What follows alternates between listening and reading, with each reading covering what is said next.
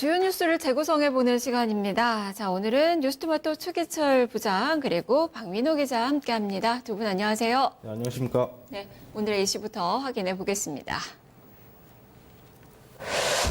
청산하지 못한 5.18 역사 왜곡 왜? 5.18 민주화운동 당시에 계엄군의 헬기 사격은 없었다. 고 조비오 신부가 목격한 것은 왜곡된 악의적인 주장이다. 이 파렴치한 거짓말장이다라고 조신부는 파렴치한 거짓말쟁이다라고 전두환 씨가 바로 2017년에 낸 그 회고록에 적힌 그 주장입니다. 지금 5.18 관련돼서 뭐 이슈가 많이 좀 불거지고 있는 그 상황이죠. 아픔이 채 가시지도 않은 그 상황에서 이렇게 이제 자신의 과를 인정하지 않는 그런 모습들의 시민들, 지금 국민들은 광주 시민을 비롯해서 전 국민들은 분노를 하고 있습니다. 전두환 전 대통령, 이 전두환 씨가 광주에 갔습니다. 법정에 섰다는 것보다도 광주에 갔다는 거 지금 퇴임하고 처음으로 광주에 간 건데요. 이게 더 주목을 받아야 될 그 사안이 아닌가 싶습니다. 하지만 반성은 없었는데 그 내용들 하나하나 좀 짚어보도록 하겠습니다. 자, 박민호 기자. 네. 일단 뭐 전두환의 회고록 이 출간해서 광주의 법정에 서기까지 뭐 주요 뭐 사안들이 좀 있었어요. 그 네. 내용들 한번 간단하게 정리를 해볼까요? 네, 어제 이제 광주 법정에서 이제 서기까지 쭉 내용을 한번 정리를 해보겠습니다. 이제 2017년 4월 3일 날이죠. 이게 전두환 씨가 지난 회고록을 먼저 출간하게 됩니다. 이제 이유가 이제 5.18 민주항쟁이라고 인정하지 않고 일종의 폭동, 뭐 소요 사태 이렇게 이제 주장을 굽히지 않기 위해서 회고록을 출간한 것으로 보이고요.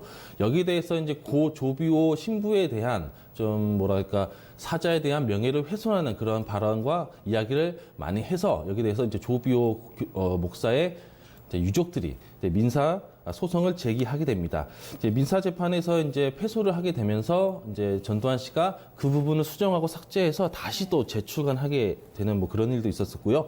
이로 인해서 이제 사자에 대한 명예훼손은 또 친고죄이기 때문에 어떻게든 이제 혐의가 발생하게 되면 여기에 대해서 재판을 열어야 됩니다.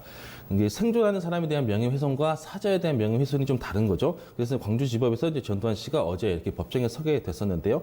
가장 핵심이 되는 게 이제 조비오 목사가 이전에 이제 살아생전에서 광주 청문회 때 공중에서 이제 헬기가 기총 소사 사격을 했다. 이런 부분들 목격했다. 그리고 여기에 대해서 이제 구체적인 진술을 한 것에 대해서 전두환 씨가 전면적으로 부정을 하고 또 목사가 아닌 신부가 아닌 뭐 사탄이다 이런 식으로 좀 모욕적인 발언을 하고 여기에 대해서 회고록에 그대로 담음으로써 사자에 대한 명예훼손 혐의로 형사 고소되고 민사 소송이 제기된 상태입니다. 그래서 지금까지 계속 이제 민사 재판에서 뭐 7천만 원 배상 판결이 나왔었는데 전두환 씨가 계속 이제 항소를 하게 되고요. 그리고 이제 건강상의 이유 혹은 또 알츠하이머 때문에 재판장에 나가지 못한다 계속 연기를 해온 상황에서 이제 결국에는 광주로 법원에 서서 재판을 받게 된 겁니다. 네, 광주까지 가는데 너무도 오랜 그 시간이 걸렸습니다. 네. 지금 뭐 10개월 정도를 이제 재판을 좀 피해 온 그 상황인 거고, 네. 사실 뭐 강제 구인하겠다라고 이제 재판에서 이제 재판부에서 이야기를 하니까 그제서야 이제 자진 출석을 한 건데 네. 말씀해 주셨던 그런 부분들, 뭐 헬기 사격 이런 부분들이 주요 쟁점인 거죠? 네, 그렇죠. 아무래도 이제 광주 청문회에서 고 조비오 신부가 이제 헬기 사격을 직접 하는 것에 대한 근거가 있다. 공중에서 공격하는 것이 사실이다. 여기에 대해서 이렇게 진술했고요. 그리고 국립과학수사연구원에서도 이제 전일 빌딩이죠. 광주에 이제 충정로 쪽에 있는 전일 빌딩인데 상당히 그쪽에서는 가장 높은 건물이에요. 가장 높은 건물인데 그 총알이 비껴간 거리라든지 그런 각도를 이제 봤을 때 공중에서 아래쪽으로 난사한 그런 정황들이 과학적으로 증명이 됩니다. 그러니까 총을 아래에서 위로 쏜 게 아니라 방향을 보면 위에서 아래에서 쏜 각도가 나오기 때문에 이제 사람이 날아다니면서 총을 쏠 수는 없잖아요. 그래서 공중에서 붕 떠 있는 어떤 헬기나 어떤 물체에서 위에서 아래로 사격한 그 정황이 이제 국립수사과학연구원을 통해서 이제 근거로 채택이 되게 되는 거죠. 이게 바로 이제 회고록 출판 전에 네. 이미 나온 거잖아요. 네. 그 사실이. 네, 그래가지고 고 조비오 신부에 대해서 이제 사자 명예훼손으로 이렇게 재판을 받게 되는데 일단 이렇게 쟁점이 되는 게 이제 고의적으로 전두환 씨가 고의적으로 이렇게 이제 사자의 명예를 훼손하기 위해서 거짓말을 한 것이냐 아니냐 이게 가장 핵심이 되는 겁니다. 고의성과 그리고 사실에 대한 거짓말 이 부분이 앞으로 핵심 쟁점이 되고 여기에 대해서 판결이 나올 예정입니다. 네, 쟁점은 두 가지. 이제 사격이 헬기 사격이 됐는지, 그리고 전두환 씨가 이걸 알고서 썼는지, 그 두 부분인데, 사실 헬기 사격이 부분은 앞서서도 이야기를 했지만 이미 뭐 여러 부분에서 이제 증명이 된 그 사안인데, 이 헬기 사격의 진위 여부가 좀 중요한 이유가 뭐예요? 우리나라 형법은 그 명예훼손죄를 세 가지로 분류를 하고 있습니다. 네. 307조의 일반 명예훼손죄가 있고, 308조의 사자에 의한 명예훼손죄, 네. 그리고 309조의 출판물 등에 의한 명예훼손죄가 있죠. 검찰이 전 씨를 기소한 죄목은 바로 이 사자에 의한 네. 사자에 대한 명예훼손입니다. 이 형법 308조는 어떻게 정하고 있느냐? 공연히 허위의 사실을 적시해서 죽은 자의 명예를 훼손한 자는 2년 이하의 징역이나 금고 또는 500만 원 이하의 벌금에 처한다고 규정하고 있죠. 이 그 구성 요건에 보면 이 법조항이 허위의 사실이라고 이 적시를 했거든요. 이렇게 허위의 사실을 그 사실 자체가 허위 사실이어야만 범죄가 구성된다는 그런 얘기입니다. 거기다가 이제 명예를 또 훼손을 해야 되겠죠. 만약에 진실을 거론했다면은 명예를 훼손했더라도 구성 요건에 해당이 되지 않기 때문에 뭐 명예훼손 성립되지 않는다고 봐야 되겠죠. 다시 한번 정리를 해드리면은 5.18 당시에 헬기 사격이 없었다면 조 신부의 주장은 허위가 되는 것이고 이를 거론한 전 씨의 주장은 죄가 안 되는 겁니다. 네. 그러나 지금 아까 뭐 박민호 기자도 말했지만은 그 여러 유권기관에서 이미 이것은 그 헬기 사격은 있었다. 네, 네. 이거 확인한 거 아니겠습니까? 회고록 그 전에 한 3개월 전에 원래 국가수의 결과가 나온 상황이었어요. 그렇죠. 네. 예, 지난해에 그 국방부 5.18 특별조사위원회에서도 같은 결론을 냈고, 특히 이제 법원에서도 이것을 전면적으로 다투지는 않았습니다만 일부 인정을 했습니다. 네. 광주지법, 지금 전 씨가 재판받고 있는 곳이죠. 광주지법에서 지난해 9월에 조 신부 측 유족이 전 씨들 상대로 해서 손해배상 청구 소송을 냈을 때에 이렇게 판단을 합니다. 5.18은 당시 신군부가 무리한 진압 활동으로 과도하게 총기를 사용해 많은 시민이 희생당했다라고 네. 했습니다. 이 헬기 사격을 인정을 한 것이죠. 구체적인 그 판결문은 더 뒤에 이제 있습니다만 네. 이것이 상징적으로 이렇게 보여주는 거라고 할 수가 있겠습니다. 네. 그런데 이 회고록으로 그 명예를 훼손했단 말이죠. 아까 제가 말씀드렸을 때에 우리나라의 형법은 세 가지 명예훼손을 상정하고 있다. 네. 명예훼손 중에 이 출판물에 의한 명예훼손. 이게 상당히 좀 있군요. 법정형이 좀 그 강하거든요. 무겁습니다. 이 타인의 명예를 훼손한 자는 사람을 비방할 목적이라는 것이지만은 3년 이하의 징역 또는 금고, 네. 그리고 재산형으로는 벌금 700만 원 이하의 벌금에 처한다. 이렇게 규정하고 있습니다. 그렇다면은 왜 회고록으로 해서 회고록을 이용해서 조신부의 명예를 훼손을 했는데 왜 출판물에 의한 사자 명예 훼손 이것은 하지 않았을까? 이런 의문이 들겠죠. 네. 이 출판물에 의한 명예 훼손은 살아있어요. 살아있는 사람, 네. 살아있는 사람에 대해서만 적용이 됩니다. 다시 말해서 생존자에 대한 명예훼손을 두텁게 보호하기 위해서 적용이 되어 있는 것이죠. 사자의 경우에는 그렇다면 허위성이 입증이 돼야지 되는 그렇습니다. 거고. 네. 사실 이제 전두환 씨 측에서는 이게 이제 시민들이 먼저 무장을 했기 때문에 자위권을 또 주장을 하고 있거든요. 말도 안 되는 상황인데 이건 뭐 어처구니 없는 사실인 거죠. 자유권이라는 것은 성립 자체가 안 된다고 봐야 되겠죠. 이미 먼저 일단 가해자가 있고 피해자가 있으면 정당방위라든지 아니면 자유행위 같은 경우에는 본인이 부당하게 공격을 당했을 때 법에 어떤 구제를 받지 못하는 상황에서 그것을 자위하는 그런 행위를 말하는 것이 개념인데 이것은 좀 본말이 좀 전도된 얘기가 아닌가. 그렇게 더군다나 생각합니다. 이 헬기 사격이라는 게 사실은 그냥 그동안에 우리가 알려졌던 이런 폭력과는 또 다른 거잖아요. 사실 이거는 전투로 볼 수 있는 거죠. 그렇기 때문에 더 이걸 안 했다라고 인정을 하지 않는 것 같아요. 이게 사건이 더 커질 수 있기 때문에. 전투로 하기보다는 학살이라고 봐야 되겠죠. 비무장이었고 네. 더군다나 시민이었고 시민이 세금을 내서 국민이 세금을 내서 자기들을 보호하고 국가를 보호하라고 사준 그 헬기를 총뿌리를 바로 시민들에게 겨누고 무차별로 난사를 했다는 거죠.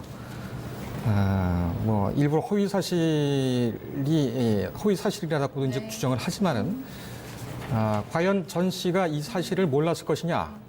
알았겠죠. 하지만 그동안 계속적으로 자위권을 뭐 주장을 해왔기 때문에 그걸 인정하게 된다. 이 논리가 무너지게 되기 때문에 이걸 이제 지키려고 하는 것 같아요.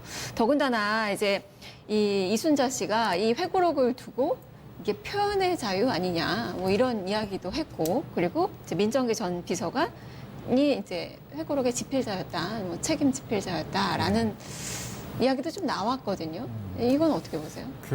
이 부분은 굉장히 좀 씁쓸하게 봐야 됩니다. 이 사건 자체는 뭐 다들 아시겠지만 이렇게 이상한 논리들이 나오는 것이 분명히 진실이 밝혀졌고 존재했던 일을 자꾸 논리로 감추려고 하기 때문에 이런 이상한 얘기가 나오는 것이죠.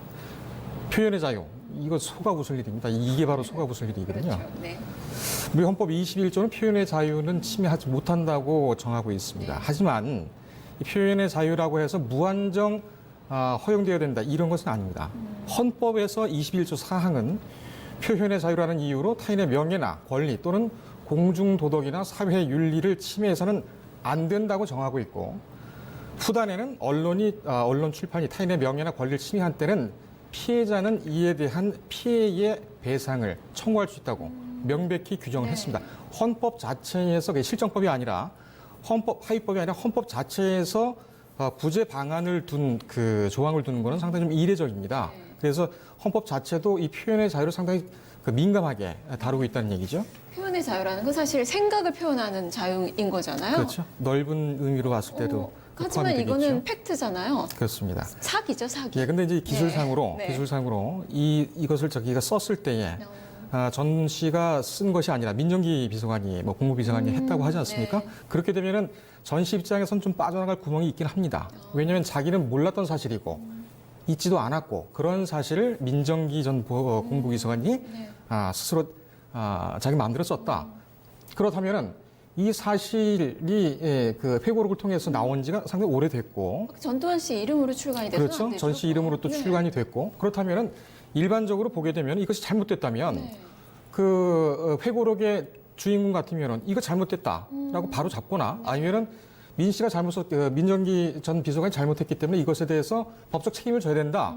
이렇게 나가야 되는 것이 원래 그 상식적인 거 아니겠습니까? 하지만 전혀 그런 액션이 없었죠. 뭐 이 표현의 자유 문제라던가 이제 뭐 민정기 전 비서관의 이제 회고록을 뭐 집필했다라는 점 이런 것은 다 그 주장이 맞다면 다 네. 범죄 행위인 거예요. 이것도 그렇죠. 다. 맞습니다. 네, 하나하나. 자, 그렇다면 이제 과연 1심 판결이 어떻게 좀 내려질지, 얼마나 이제 형을 받게 될지 이런 부분도 이제 초미의 관심사거든요. 이게 이제 사자 명예훼손죄라는 건데 그게 네. 성립이 되면 어느 정도 형량을 좀 받을 수 있는 거예요? 일단 20판결 같은 경우에는 어제 본격적인 심리가 있었다고 봐야 되고 물론 그 사전 준비 기간은 상당히 길었습니다. 전 씨가 나오지 않은 바람에. 그런데 검사와 전 씨가 치열한 이 쟁점을 다투고 있기 때문에 이 판결이 언제 나오겠느냐, 판결이 언제 선고가 되겠느냐 이것은 예측하는 것은 상당히 좀 무의미하지 않느냐. 이것보다는 명명백백히 진실이 밝혀야 된다. 이것이 중요하지 않겠는가 이렇게 생각이 됩니다. 아까도 말씀드렸습니다만 어느 정도 처벌을 받을 것이냐는 법정형에 정해져 있는데 사자에 의한 명예훼손은 전부가 유죄로 인정될 경우에 2년 이하의 징역 또는 금고, 재산형으로는 500만 원 이하의 벌금이다. 이렇게 정하고 있습니다. 제대로 청산하지 못한 그 과거가 정말 역사를 좀 왜곡시키고 있고 이게 최근에 또 이슈가 또 많이 되고 있는 5.18 망언과 이제 연결돼서 살펴볼 수 있겠는데 그 뿌리가 바로 여기입니다. 바로 이 전두환 씨 이 부분이라고 좀 할 수 있겠는데 지금 뭐 자유한국당 내에서도 5.18 그 역사 왜곡에 대해서 뭐 망언들이 좀 쏟아져 나오잖아요. 뭐 네. 일부의 시각인지 뭐 전체의 시각인지 이건 좀 더 봐야 될 것 같지만 네. 이렇게 시각을 갖는 이들 왜 그러는 걸까요? 매우 심각한 네. 상황이라고 보고 있는데 우리가 망언 하면 보통 이제 일본 총리의 망언 이렇게 이야기를 하잖아요. 왜 망언을 하느냐? 결국에는 자신의 죄를 인정하지 않기 위해서 일종의 프레임을 짜는 거죠. 근데 여러 번 계속 반복해서 미디어를 통해서 말을 하면 사람들이 이제 무감각해지거나 혹은 혹시 그럴지도 몰라라고 하는 식으로 일종의 헤게모니를 뭐 쟁탈하는 뭐 그런 심리적인 요인들이 많이 반영이 되는 겁니다. 그러니까 죄를 인정하고 여기 대해서 뭐 반성을 하고 회고를 한다면 결국 자기 자신의 죄를 인정하게 되는 거잖아요. 우리가 사람을 한 명 때려도 심각한 범죄인데 또 한 명을 만약에 죽이면은 사형이나 무기징역이 되잖아요. 근데 수천 명을 죽였다. 근데 그 죄를 자기가 인정한다. 그건 이제 살아남을 수가 없다는 거고 사실상 그런 권력을 기반으로 해서 그 민중들을 이제 짓밟고 죽이고 쌓아놓은 권력과 부를 그 이해관계자들이 모두 공유하고 있는데 그 자체가 산산이 부서지는 게 매우 두려운 거죠. 아마 그런 것들이 반영이 되기 때문에 이런 것들을 적극적으로 이제 망언을 통해서라도 이렇게 부정을 하려고 하는 거고 일종의 거짓 프레임을 돌리는 거다 이렇게 볼 수가 있는 겁니다. 그렇죠. 이제 계속 가짜를 말하다 보면은 이게 진실처럼 인식되게끔 가짜를 진실로 믿으려고 하는 경향이 있기 때문이죠. 그건 결국에는 자기 스스로를 부정하지 않기 위해서 안간 힘을 쓰고 있는 것이다. 뭐 저는 이렇게 보고 있는데요. 이렇게 이제 말씀을 드리면서 제가 이제 5.18 민주항쟁과 관련해서 한 가지 좀 재미있는 얘기가 아니라 좀 뭐랄까 가슴이 좀 찐했던 제 사례를 하나 말씀드리면 제가 이제 광주에서 태어나서 초, 중, 대학까지 다녔는데 제가 대학교 1학년 때 광주 도청을 이제 신문 돌리기를 한번 한 적이 있어요. 신문 배달을. 1999년인데 그때 당시 새벽 4시에 신문을 돌려 도청을 들어가면은 거기 총탄 자국이라든지 시민분들이 돌아가셨던 그 자리를 다 당시는 보존을 했거든요. 새벽 4시에 그 어두운 데서 그 신문을 쭉 돌리면서 복도를 도청을 쫙 돌면은 정말 소스라치게 소름 끼치고 무섭거든요. 그렇게 수천 명의 사람을 죽였다. 그걸 그 죄를 인정한다는 것은 그 일부 세력들 어떻게 독재 세력이죠. 그 자체가 부서질 수 있고 그들의 이익이 무너질 수 있기 때문에 사실상 안간힘을 버티면서 버티는 거다. 이렇게 보고 있는 거죠. 사실 가짜를 진실로 믿으려고 하는 그런 어거지다. 이렇게 보는 거죠. 그런 것들이 지금 정치권까지 계속 이어져 내려오고 있는 거다. 정말 개탄스러운 일이고 비극이라고 할 수 있겠고 네. 또 어쨌든 광주에서 또 다른 분들보다는 더 느낀 바가 좀 박민호 기자가 좀 많지 지금도 않았을까. 다 보존이 돼 있고 전염병도 마찬가지죠. 네. 그런 광주에 전두환 씨가 갔습니다. 정말 오랜 시간이 걸렸고 기대했던 그 한마디를 듣지 못했네요. 왜 이래? 이 한마디 하나 나왔는데 상당히 좀 마음이 아픕니다. 자, 그렇다면 5.18 이 망언 종지부를 좀 찍을 수 있을지 이 5.18의 명예를 바로잡으려면 좀 어떻게 해야 될까요? 이 망언이라고 하는데 이 망언이라는 것을 보면 네. 윤리적인 비난이 가능할 뿐이지 이것은 어떻게 형사처벌하거나 그럴 개념은 아닌 거겠죠. 하지만 이 5.18과 관련해서 이 망언, 입에 담지 못할 얘기를 하는 것은 망언 수준이 아니라 이거는 테러입니다. 직접적인 테러예요. 5.18이 지금까지 진행되고 있다. 진행형이라는 얘기는 지금까지 계속 5.18을 정치적인 그 도구라든지 아니면 기득권을 공고히 하기 위한 그런 수단으로 사용해서 계속 공격을 하고 있거든요. 이건 분명히 명백한 테러입니다. 이것을 계속 용납을 해서는 안 되겠죠. 그렇다면 어떻게 해야 되느냐? 정말 촛불 혁명의 정신으로 민주주의의 시스템대로 움직여야 합니다. 행정부, 입법부, 사법부는 이 망언, 5.18 문제를 사사로이 그리고 정치적으로 이용하는 그런 세력에 대해서는 엄단을 해야 되고요. 그렇다면 국민은 어떻게 할 것이냐? 국민이 할 수 있는 걸 해야죠. 참정권을 적극적으로 행사를 해서 그런 썩은 물들을 다 갈아야 됩니다. 그것이 지금 우리가 살고 있는 시대적인 의미가 아닌가 싶습니다. 네, 모든 문제를 법적 처벌로 이제 맡기는 것은 옳지가 않지만 그래도 사회적인 그 논의가 좀 필요한 시점이 바로 지금이 아닐까 싶습니다. 오늘 이야기 여기까지 좀 들어보도록 하겠습니다. 뉴스토마토 최기철 부장 그리고 박민호 기자였습니다. 두 분 말씀 잘 들었습니다. 네, 고맙습니다. 네, 전두환 씨는 지난 39년간 역사를 왜곡해 왔습니다. 어떠한 진정성도 찾아볼 수가 없네요. 한 번 더 다음 공판이 있습니다. 4월 8일 오후 2시로 예정이 돼 있습니다. 살아있을 때 반성을 해야 되는데 한 번 더 기회가 있으니까 이 기회 놓치지 않았으면 하는 바람입니다. 자, 지금까지 뉴스를 재구성해 봤습니다.